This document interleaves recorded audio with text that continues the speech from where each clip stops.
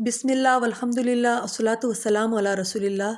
अस्सलामु अलैकुम वरहमतुल्लाहि वबरकातुहू। ब्लेस्ड किचन में खुश आमदीद। फ्रेंच फ्राइज़ हर एक की पसंद होती है और अगर हम इसको चिकन और दूसरी सॉसेस के साथ बनाएं तो इसका मज़ा दुबाला हो जाता है। इसीलिए हम अपने किचन में आज बना रहे हैं लोडेड फ्राइज़। उसके लिए सबसे पहले हमने 1.5 किलो तकरीबन आलू लिए हैं। आलू आप अपनी ज़रूरत के हिसाब से कम या ज़्यादा ले सकते हैं। आलूओं को हम फ्राइज़ के तरीके से काटेंगे क्योंकि हमने इसके फ्राइज़ बनाने हैं।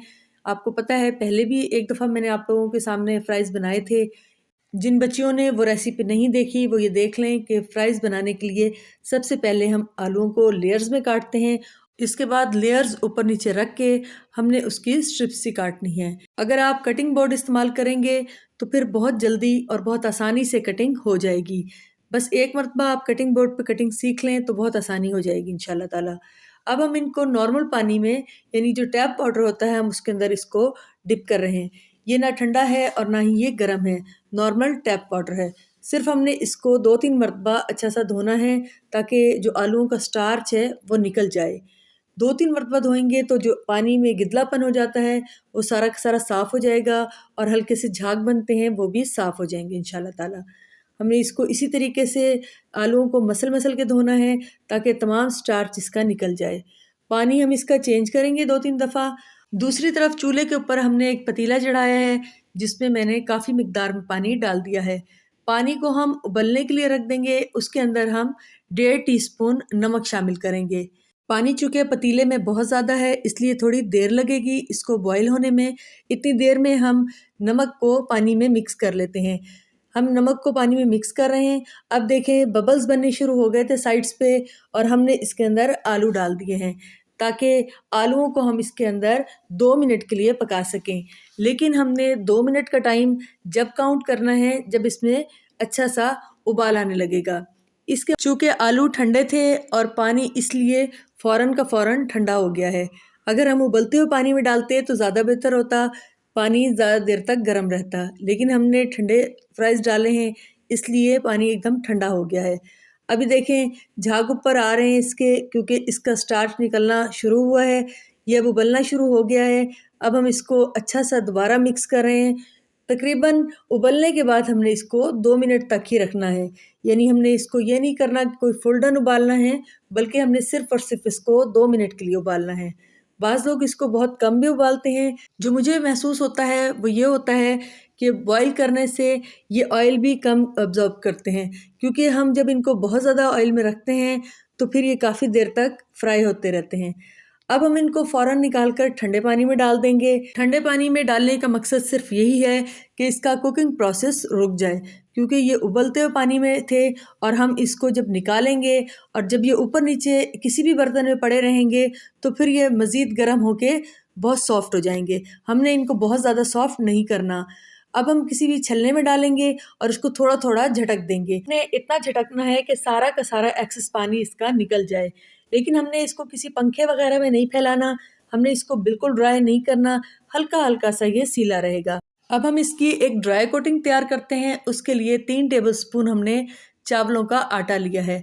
चावलों का आटा बाज़ार से भी मिल जाता है और आप पीस कर भी उसको छान सकते हैं, तो आपके पास चावलों का आटा बन जाएगा। 3 टेबलस्पून ही हमने उसके अंदर कॉर्न फ्लोर लिए है। ये तीनों चीज़ें फ्रेंच फ्राइज़ को बहुत ज़्यादा क्रिस्पी कर देती हैं। अगरचे हमें इस रेसिपी के लिए लाज़मी नहीं है कि क्रिस्पी फ्रेंच फ्राइज़ बनाए जाएँ, लेकिन वैसे ही मैंने ये बना लिए हैं। आप लोग घर में जिस भी तरीके से फ्रेंच फ्राइज़ बनाते हैं, आप उसी तरीके से फ्रेंच फ्राइज़ बना सकते हैं।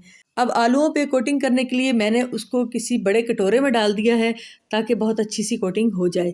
हम इसी तरीके से चम्मच की मदद से इसके ऊपर ये चीज़ें डालेंगे और हाथों की मदद से इसको बहुत अच्छा सा मसल लेंगे ताकि तमाम आलूओं पर यकसा कोटिंग लग जाए और इनको साथ-साथ हम उछालते भी रहेंगे। इस तरीके से जो आलू नीचे रह गए हैं और उन पे कोटिंग नहीं लगी, वो ऊपर आ जाएँगे और उन पर भी कोटिंग बहुत अच्छी सी लग जाएगी। ये तमाम टिप्स उन बच्चियों के लिए है जो अभी नया-नया सीख रही हैं, तो वो अगर ये टिप्स ज़हन में रखेंगी तो फिर बहुत अच्छी-अच्छी चीज़ें इंशाल्लाह ताला बना लेंगी। अब हम चिकन जो इसके अंदर शामिल करेंगे उसकी मैरिनेशन की तरफ आते हैं। चिकन बोनलेस मैंने तकरीबन 300 ग्राम लिया है। या आप अपनी ज़रूरत के हिसाब से भी चिकन ले सकते हैं। सबसे पहले मैं इसके अंदर हाफ़ टी स्पून नमक डाल रही हूँ। आपको पता है मैं जब भी चिकन बनाती हूँ उसके अंदर सबसे पहले नमक ही डालती हूँ।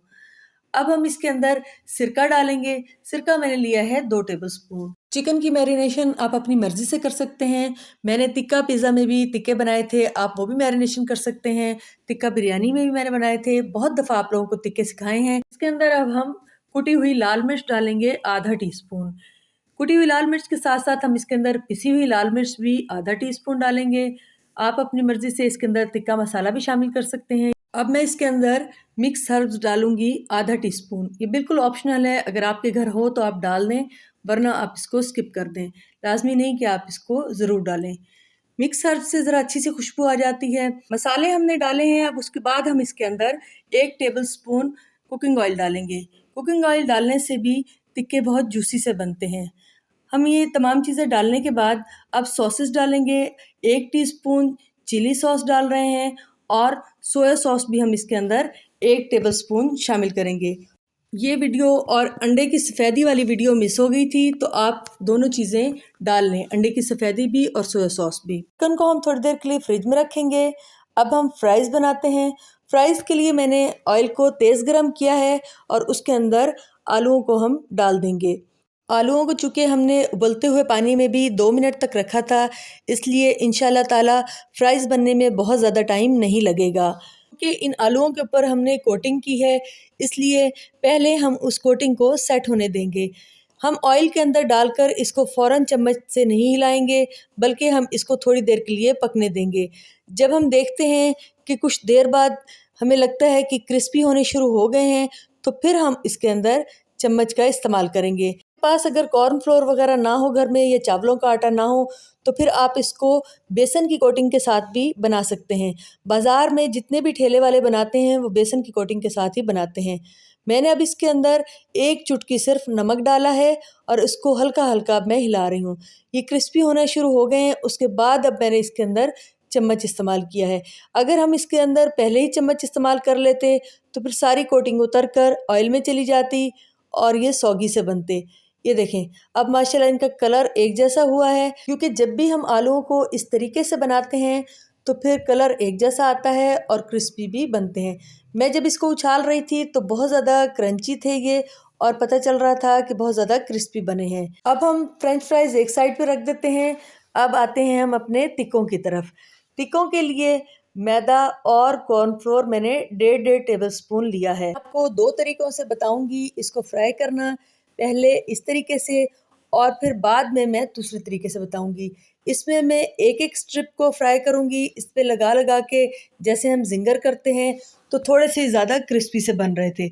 लेकिन जो दूसरा वाला है तरीका, वो मुझे ज़ाती तौर पर ज़्यादा अच्छा लगा है कि इसमें से मैदा और कॉर्नफ्लोर हम हस्बे ज़रूरत चिकन पर छिड़क देंगे और फिर चिकन की बोटियों को एक-एक करके फ्राई कर लेंगे।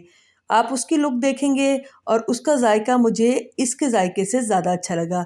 वरना ये भी एक रेसिपी है जिसमें हम इस तरीके से करते हैं और वो भी एक रेसिपी है, लेकिन मैं आपको ज़ाती तौर पे बताऊँगी कि मुझे वो रेसिपी ज़्यादा अच्छी लगी जो मैंने इसके बाद बनाई थी। एक दिन मैंने ये स्ट्रिप वाले बनाए थे, फिर अगले दिन मैंने दूसरे तरीके से बनाए थे। उस तरीके से मैं अक्सर बनाती रहती हूँ, तो वो बहुत ही लाइट और इस तरीके से बनते हैं। ये ज़रा ज़िंगर की तरह थोड़ा कोटिंग मोटी थी। और आप इससे भी आसान तरीका बनाना चाहें तो फिर जो मैंने टिक्का पिज़्ज़ा में बनाए थे टिक्के, वो आप रेसिपी देख लें। उसके अंदर ना तो किसी कोटिंग की ज़रूरत पड़ती है और ना ही अंडे की ज़रूरत पड़ती है। बहुत सिंपल तरीके से मैं उसको फ्राई करती हूँ। वो टिक्के भी माशाल्लाह माशाल्लाह बहुत मज़ेदार बनते हैं। अभी बैटर में हमने इसको कोट कर लिया है। अब आते हैं फ्राइंग के लिए। फ्राइंग के लिए हमने ऑयल को पहले तेज़ गरम करना है और जब हम इसके अंदर चिकन डालेंगे तो उसके बाद आँच को मीडियम टू लो कर देंगे। इसलिए क्योंकि चिकन कच्चा है, अगर हमने इसकी आँच को तेज़ रखा तो ऊपर से सारा का सारा कलर पकड़ लेगा चिकन और अंदर से कच्चा रह जाएगा। तो इसलिए हमने ये करना है कि मीडियम टू लो आँच करके इसको आराम से पकने देना है। शुरू में अगर हम ऑयल को तेज़ गरम नहीं करेंगे तो फिर ये होगा कि सारा बैटर उतर सकता है। अब हमने सुकून से इसको पकने दिया है, उसके बाद हमने इसको पलटा है। अगर हम इसको शुरू में ही अलट-पलट करते तो तब भी इसका बैटर उतर जाता। अब किसी छुरी या कांटे की मदद से इसको प्रिक कर दें ताकि चिकन अंदर तक गल जाए। फ्राइंग का भी यही तरीका है, यही टिप्स हैं कि इसी तरीके से आपने उनको फ्राई करना होता है। अब चिकन के बड़े पीसेस को मैं थोड़े छोटे पीसेस में कर रही हूँ।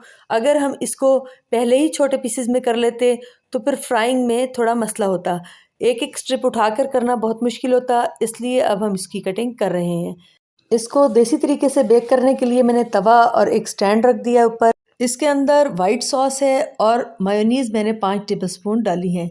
दोनों के मिक्सचर को हम सबसे पहले बेस पर लगाएंगे। वाइट सॉस की रेसिपी का लिंक इंशाल्लाह मैं डाल दूंगी, आप देख लीजिएगा। वीडियो बहुत ज़्यादा लंबी हो रही थी, इसलिए मैंने आपको इस रेसिपी में नहीं बताया।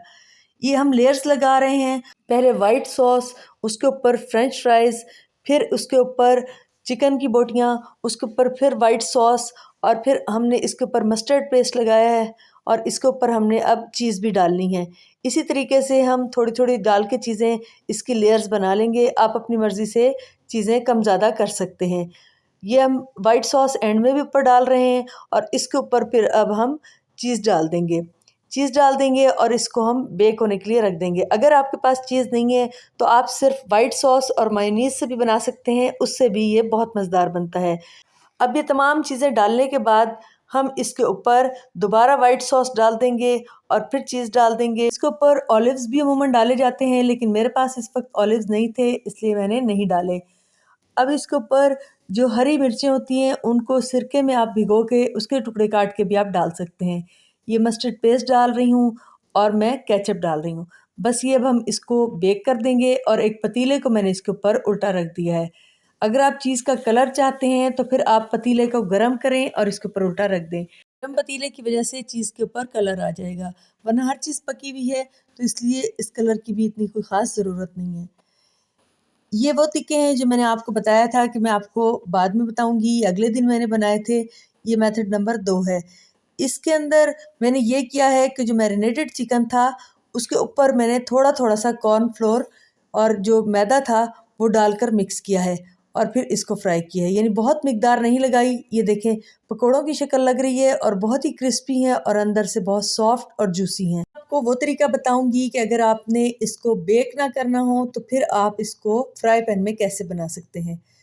ये देखें, फ्राई पैन में हमने इसको ऐसे बनाना है कि बिलफर्ज ये तिक्के हमारे पास पड़े हुए हैं और अब हम इसके अंदर तमाम की तमाम चीज़ों की लेयर फ्राई पैन में ही लगा देंगे। अभी फ्राई पैन खासा गर्म है और इस दौरान ही मैं इसको उठाकर दोबारा चूल्हे के ऊपर रख दूंगी। हमने सबसे पहले टिक्के रखे हैं और उसके ऊपर हमने वाइट सॉस डाल दी है। देखें, बबल्स बन रहे हैं, आपको अंदाज़ा हो रहा होगा कि ये अभी गर्म है। अब हमने इसके ऊपर थोड़े से हर्ब्स डाले हैं जो कि ऑप्शनल हैं। अब हम इसके ऊपर फ्रेंच फ्राइज़ की एक लेयर लगा रहे हैं।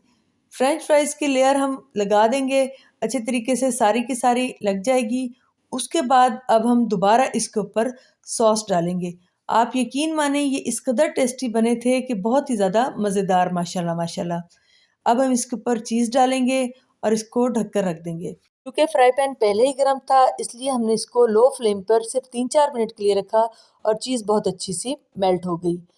अपने हर प्रोग्राम में हम एक दुआ पढ़ते हैं। आइए आज इल्म में इजाफे की दुआ पढ़ें।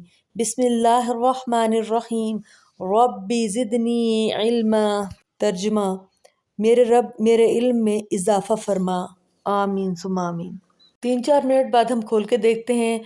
देखें, माशाल्लाह माशाल्लाह चीज़ बहुत अच्छी सी मेल्ट हो चुकी है। चूँकि चीज़ बहुत ज़्यादा महंगी पड़ती है और अमूमन हमारे घरों में चीज़ नहीं होती, इसलिए लाजमी नहीं कि चीज़ हो तो आप इसको बनाएं। आप इसको वाइट सॉस और मायोनीज़ के साथ भी बेहतरीन सा बना सकते हैं इंशाल्लाह ताला। हम होममेड चीज़ भी इंशाल्लाह ज़रूर बनाएंगे। कुछ दिन पहले मैंने आप लोगों को होममेड मायोनीज़ भी सिखाई थी, वो भी आप लोग ज़रूर ट्राई कीजिएगा। उम्मीद है आज की रेसिपी आपको अच्छी लगी होगी।